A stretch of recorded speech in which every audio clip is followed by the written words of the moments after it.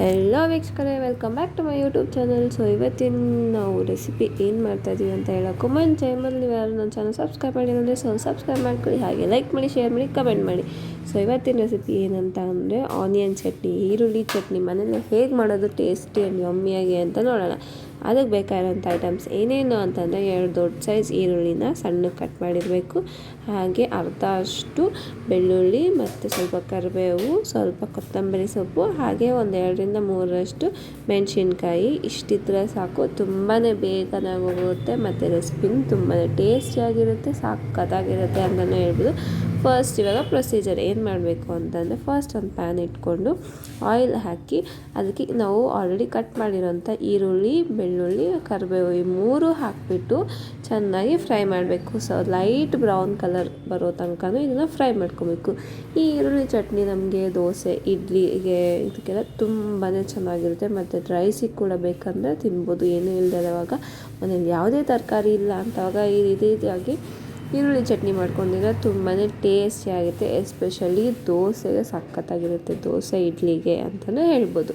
ನೋಡಿದ್ರೆ ಇಲ್ಲಿ ಆಲ್ಮೋಸ್ಟ್ ಲೈಟಾಗಿ ಫ್ರೈ ಆಗ್ತಿದೆ. ಇದು ಬೇಗ ಫ್ರೈ ಆಗಬೇಕು ಅಂತಂದರೆ ಒಂದು ಸ್ವಲ್ಪ ಸಾಲ್ಟನ್ನು ಹಾಕೊಂಡು ಟಕ್ ಅಂತ ಫಟಾಫಟಾಗಿ ಬೇಗನೆ ಫ್ರೈ ಆಗೋಗುತ್ತೆ. ಅದಕ್ಕೋಸ್ಕರ ಲೈಟಾಗಿ ಒಂದು ಸ್ವಲ್ಪ ಸಾಲ್ಟನ್ನು ಆ್ಯಡ್ ಮಾಡ್ಕೊಬೋದು. ಈ ರೀತಿ ಆ್ಯಡ್ ಮಾಡಿ ಆದಮೇಲೆ ನಾನು ಇನ್ನೊಂದು ಸ್ವಲ್ಪ ಹೊತ್ತು ಫ್ರೈ ಮಾಡ್ಕೊಳ್ಳಿ. ಸೊ ಫ್ರೈ ಆಗುತ್ತೆ. ಸೊ ಯಾಕೆ ಫ್ರೈ ಮಾಡಿ ಹಾಕಬೇಕು ಅಂತಂದರೆ ಹಸಿ ವಾಸನೆ ಇರೋದಿಲ್ಲ.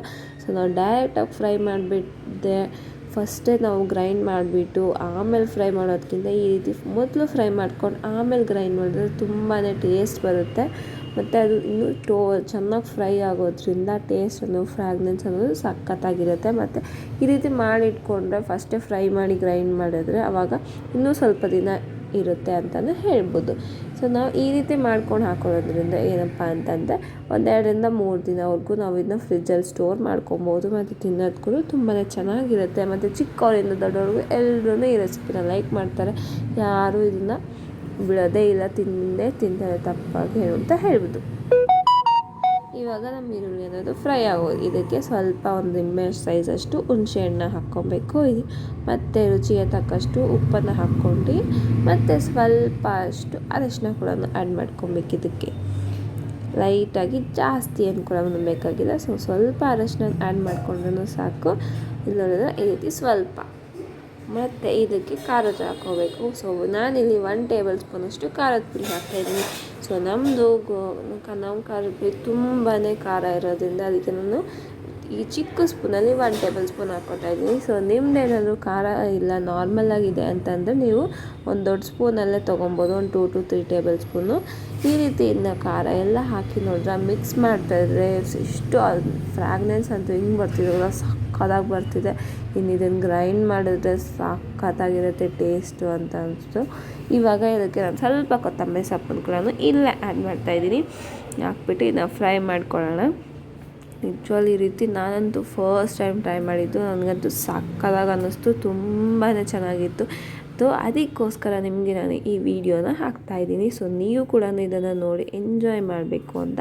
ಹಾಗೆ ಮನೇಲಿ ಮಾಡ್ಕೊಂಡು ತಿಂದು ನಿಮಗೆ ಗೊತ್ತಾಗುತ್ತಲ್ವ ದೋಸೆಗೆ. ನಾವು ನಾರ್ಮಲಾಗಿ ಹೋಟೆಲ್ಸ್ಗೆ ಹೋದರೆ ನಮಗೆ ಈ ಚಟ್ನಿ 2-3 ಟೈಪ್ಸ್ ಆಫ್ ಚಟ್ನೀಸ್ ಎಲ್ಲ ಬರ್ತಾರೆ.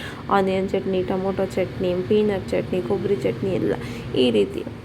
ಇವಾಗ ಇದು ಚೆನ್ನಾಗಿ ಫ್ರೈ ಆಗೋಗ್ಬಿಟ್ಟಿದೆ. ಇದು ಒಂದು ಸ್ವಲ್ಪ ಹೊತ್ತು ತಣ್ಣಗಾಗಲಿ. ಸೊ ತಣ್ಣಗಾದಮೇಲೆ ನಾವು ಇದನ್ನು ಮಿಕ್ಸಿಗೆ ಹಾಕೊಳ್ಳೋದು ನೋಡಿ.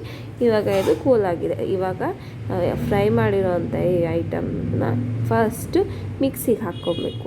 ಈ ರೀತಿ ಮಿಕ್ಸಿಗೆ ಹಾಕಿ ಇದ್ರ ಜೊತೆಗೆ ಒಂದು ಸ್ವಲ್ಪ ನಾವು ಏನಂತಂದರೆ ಜೀರಿಗೆನ ಆ್ಯಡ್ ಮಾಡ್ಕೊಬೇಕು. ಯಾಕೆ ಜೀರಿಗೆನ ಆ್ಯಡ್ ಮಾಡಬೇಕು ಅಂತಂದರೆ ಜೀರಿಗೆ ಹಾಕೋದ್ರಿಂದ ಡೈಜೆಷನ್ ಅನ್ನೋದು ಚೆನ್ನಾಗಾಗುತ್ತೆ. ಮತ್ತು ನಾವು ಮಾಡೋ ಒಂದು ಪ್ರತಿಯೊಂದು ಪದಾರ್ಥದಲ್ಲೂ ಜೀರಿಗೆ ಹಾಕೋದ್ರಿಂದ ಚೆನ್ನಾಗಿ ಜೀರ್ಣಕ್ರಿಯೆ ಅನ್ನೋದು ಆಗುತ್ತೆ. ಅದಕ್ಕೋಸ್ಕರ ಸ್ವಲ್ಪ ಜೀರಿಗೆನ ಆ್ಯಡ್ ಮಾಡಿಕೊಂಡ್ರೆ ಚೆನ್ನಾಗಿರುತ್ತೆ ಮತ್ತು ಟೇಸ್ಟ್ಗೂ ಟೇಸ್ಟ್, ಹೆಲ್ತ್ಗೂ ಹೆಲ್ತ್. ಈ ರೀತಿ ನಾವು ಒಂದು ಸ್ವಲ್ಪ ಜೀರಿಗೆನ ಕೂಡ ಆ್ಯಡ್ ಮಾಡ್ತಾಯಿದ್ದೀನಿ. ಇವಾಗ ಇದನ್ನು ನಾವು ಕ್ಲೋಸ್ ಮಾಡಿಬಿಟ್ಟು ಗ್ರೈಂಡ್ ಮಾಡಿಕೊಂಡೆ. ನೋಡಿದ್ರೆ ಗ್ರೈಂಡ್ ಮಾಡಿದ್ದಾಯಿತು. ಸೊ ಇದನ್ನು ಫುಲ್ಲಾಗಿ ಗ್ರೈಂಡ್ ಮಾಡ್ಕೊಂಬೇಡಿ, ಸ್ವಲ್ಪ ಲೈಟಾಗಿ ಗ್ರೈಂಡ್ ಮಾಡ್ಕೊಬೇಕಂದ್ರೆ ಸ್ವಲ್ಪ ಹಾಗೆ ಇರೋ ಥರ ಗ್ರೈಂಡ್ ಮಾಡಿದ್ರೆ ಚೆನ್ನಾಗಿರುತ್ತೆ. ನೋಡಿದ್ರೆ ನಾನು ಗ್ರೈಂಡ್ ಮಾಡಿ ಸ್ವಲ್ಪ ಲೈಟಾಗಿ ಹಾಗೆ ಇರೋ ಥರ ಗ್ರೈಂಡ್ ಮಾಡಿದ್ದೀನಿ.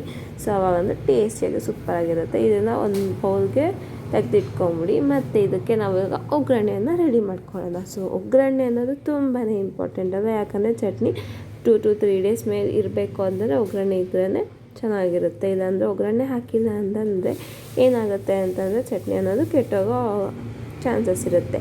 ಅದಕ್ಕೋಸ್ಕರ ಇವಾಗ ನಾವು ಪ್ಯಾನ್ ಇಟ್ಕೊಂಡು ಅದಕ್ಕೆ ಒಂದು 2 to 3 ಸ್ಪೂನಷ್ಟು ಆಯಿಲನ್ನು ಹಾಕ್ಕೊಬೇಕು. ಅದು ಸ್ವಲ್ಪ ಮೀಡಿಯಮ್ ಫ್ಲೇಮಲ್ಲಿ ಸ್ವಲ್ಪ ಲೈಟಾಗಿ ಫ್ರೈ ಆದಮೇಲೆ ಇದಕ್ಕೆ ಸ್ವಲ್ಪ ಸಾಸಿವೆನ ಕೂಡ ಹಾಕ್ಕೊಬೇಕು. ಸೊ ಯಾಕೆ ನಾವು ಎಲ್ಲದಕ್ಕೂ ಈ ರೀತಿ ಇಂಪಾರ್ಟೆನ್ಸ್ ಕೊಡ್ತೀವಿ ಒಗ್ಗರಣೆ ಅಂತಂದರೆ, ಒಗ್ಗರಣೆ ಮಾಡೋದ್ರಿಂದನೇ ಒಗ್ಗರಣೆ ಟೇಸ್ಟ್ ಇರುತ್ತೆ. ಮತ್ತು ನಾವು ಯಾವುದೇ ಮಾಡೋ ರೆಸಿಪಿಗೆ ಒಗ್ಗರಣೆ ಹಾಕೋದ್ರೇ ಟೇಸ್ಟ್. ಒಗ್ಗರಣೆ ಹಾಕಿ ತಿಂದರೆ ನಿಜವಾಗ್ಲೂ ತಿನ್ನೋಕ್ಕೆ ಆಗಲ್ಲ ಅಂತಲೇ ಹೇಳ್ಬೋದು. ಇವಾಗ ಪ್ಯಾನ್ ಹೀಟಾಗಿದೆ ಅಂದರೆ ಸಾಸಿವೆ ಹಾಕಿ ಹಾಗೆ ಕರಿಬೇವುಗಳನ್ನು ಹಾಕಿದ್ವಿ. ಸೊ ಲೈಟಾಗಿದ್ದು ಫ್ರೈ ಆಗಲಿ. ಈ ರೀತಿ ಸ್ವಲ್ಪ ನಿಧಾನಕ್ಕೆ ಫ್ರೈ ಆಗ್ತಾ ಇರಬೇಕಾದ್ರೆ ನೆಕ್ಸ್ಟು ನಾವು ಇದಕ್ಕೆ ಒಗ್ಗರಣೆಯಲ್ಲಿ ಏನು ಹಾಕ್ಕೊಬೇಕು ಅಂತ ಅಂದರೆ ಸ್ವಲ್ಪನೇ ಅವು ಉದ್ದಿನಬೇಳೆ ಹಾಗೆ ಕಡಲೆಬೇಳೆ ಎರಡನ್ನೂ ಆ್ಯಡ್ ಮಾಡ್ಕೊಬೋದು. ನಿಮಗೆ ಬೇಡ ಅಂತಂದರೆ ನೀವು ಸ್ಕಿಪ್ ಕೂಡ ಮಾಡ್ಕೊಬೋದು. ಹಾಗೆ ಬರೀ ಮೆಣಸಿನ್ಕಾಯಿ ಹಾಕ್ಬಿಟ್ಟೆ ಮಾಡ್ಕೊಬೋದು. ಬಟ್ ಉದ್ದಿನಬೇಳೆ ಕಡಲೆಬೇಳೆ ಹಾಕ್ಬಿಟ್ಟು ಮಾಡಿದ್ರೆ ಅದು ನಮ್ಮ ಒಗ್ಗರಣೆ ಅನ್ನೋದು ಇನ್ನೂ ಚೆನ್ನಾಗಿರುತ್ತೆ ಅಂತ ಹೇಳ್ಬೋದು. ಸೊ ನಮ್ಮ ಮನೇಲಾದರೆ ಒಗ್ಗರಣೆಗೆ ಈ ಉದ್ದಿನಬೇಳೆ ಕಡಲೆಬೇಳೆ ಅನ್ನೋದು ಕಂಪಲ್ಸರಿ ಇರುತ್ತೆ. ನೋಡಿದ್ರೆ ಇವಾಗ ಇದಕ್ಕೆ ನಾನು ಉದ್ದಿನಬೇಳೆ ಕಡಲೆಬೇಳೆ ಎರಡನ್ನೂ ಆ್ಯಡ್ ಮಾಡ್ತಾಯಿದ್ದೀನಿ. ಸೊ ಆ್ಯಡ್ ಮಾಡಿಬಿಟ್ಟು ಲೈಟಾಗಿ ಫ್ರೈ ಮಾಡ್ಕೊಳ್ಳಿ. ಸೊ ಇದರಿಂದ ಜಾಸ್ತಿ ಫ್ರೈ ಮಾಡಿದ್ರೆ ಸೀದೋಗುತ್ತೆ. ಸೊ ಸೀದೋದ್ರೆ ಒಗ್ಗರಣೆ ಅನ್ನೋದು ವೇಸ್ಟ್ ಆಗಿಬಿಡುತ್ತೆ. ಅದಕ್ಕೋಸ್ಕರ ಸ್ಲಿಮ್ ಫ್ಲೇಮಲ್ಲಿ ಇಟ್ಕೊಂಡು ನಿಧಾನಕ್ಕೆ ಮಾಡ್ಕೊಳ್ಳಿ. ಹೈ ಫ್ಲೇಮಲ್ಲಿ ಇಟ್ಕೊಳಕ್ಕೆ ಹೋಗ್ಬೇಡಿ, ಯಾಕಂದರೆ ಒಗ್ಗರಣೆ ಅನ್ನೋದು ಬೇಗನೆ ಫ್ರೈ ಆಗೋಗುತ್ತಲ್ವ. ಅದಕ್ಕೋಸ್ಕರ ಇದಕ್ಕೆ ಆಲ್ರೆಡಿ 3 ಮೆಣಸಿನ್ಕಾಯಿ ಇಟ್ಕೊಂಡಿದ್ದಲ್ಲ ನಾನು, ಆ ಮೆಣಸಿನ್ಕಾಯಿನ ಇಲ್ಲಿ ಆ್ಯಡ್ ಮಾಡ್ತಾಯಿದ್ದೀನಿ. ಮಿಕ್ಸಿಗೆ ಹಾಕಿಲ್ಲ, ಈ ರೀತಿ ಫ್ರೈ ಮಾಡ್ಕೊಳ್ತಾಯಿದ್ದೀನಿ. ಈ ರೀತಿ ಸ್ವಲ್ಪ ಫ್ರೈ ಆದಮೇಲೆ ನಾವು ಇದನ್ನು ಆಲ್ರೆಡಿ ಚಟ್ನಿನ ಒಂದು ಬೌಲ್ಗೆ ತೆಗ್ದಿಕ್ಕಿದ್ವಲ್ಲ, ಈ ಒಗ್ಗರಣೆನ ಇಲ್ಲಿ ಹಾಕಿಬಿಟ್ಟು ಮಿಕ್ಸ್ ಮಾಡ್ಕೊಂಡು ನಮ್ಗೆ ಯಮ್ಮಿ ಆ್ಯಂಡ್ ಟೇಸ್ಟಿ ಡಿಲಿಷಿಯಸ್ ಆದಂಥ ಆನಿಯನ್ ಚಟ್ನಿ ಅನ್ನೋದು ರೆಡಿ ಆಗೋಗುತ್ತೆ. ಈ ಆನಿಯನ್ ಚಟ್ನಿ ಅನ್ನೋದು ಸೂಪರ್ ಟೇಸ್ಟ್. ನನಗಂತೂ ನೋಡ್ತಿದ್ದೀನಿ ಆ ಸ್ಮೆಲ್ಗೆ ಯಾವಾಗ ತಿನ್ನೋಣ ಅಂತ ವೆಯ್ಟ್ ಮಾಡ್ತಿದ್ದೆ. ಸಖತ್ತಾಗಿತ್ತು ತಿಂದು ನೋಡಿದ್ಮೇಲೆ.